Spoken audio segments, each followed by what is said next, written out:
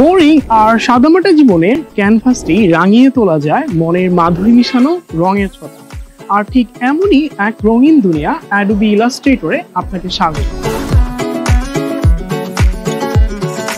Hello, আমি Yasir Arafat. 10 minute স্কুলের Adobe Illustrator কোর্সে আমি আপনাদের শেখাবো ইলাস্ট্রেশনের খুঁটিনাটি।